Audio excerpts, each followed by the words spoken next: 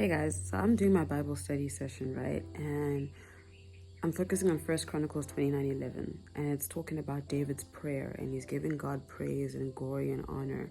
And I just found it so interesting how it's in the more that we learn about the greatness and the splendor of God through the things he's done and who he is, the easier it becomes to give him the glory and the honor because he alone deserves it. But I had an interesting thought as I developed on this line of thought, right? I was like, imagine how chuffed God is when we give him glory and honor by realizing not just what he's done, but who he is. And it's interesting that in all of creation, it's God only who can even receive glory and honor in a way that doesn't even change or shape who he is. Like, in all honesty, God doesn't need our adoration, but he wants it.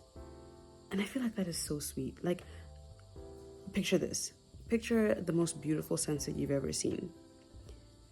Imagine God excitedly wanting to show you that he made this sunset, right? He basically orchestrates things in such a way that your day winds up with you being in front of that sunset in one way or another, right? And imagine his excitement to show you how beautiful the sunset is. And as you look at it and you see its beauty and its splendor, you start worshiping and magnifying him. You start telling him, God, you are so great. You deserve the glory. You deserve the praise because of your majesty and your splendor. And I realized, in a way, God is a lot like us. And I know this makes plausible sense from Genesis, right? But think about it from this perspective. How chuffed do you get when you show somebody your creativity and they just realize how cool you are for what you've done, right? But the thing is, God wants us to realize how cool he is for who he is.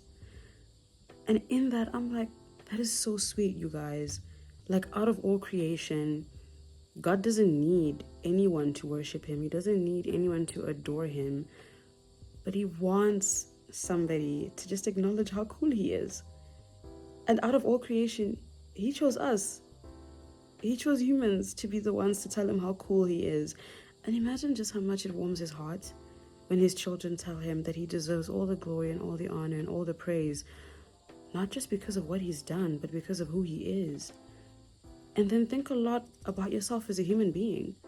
How much do you want people to see you, not for what you've done or what you've accomplished, but for who you are? Sure, guys. Wow.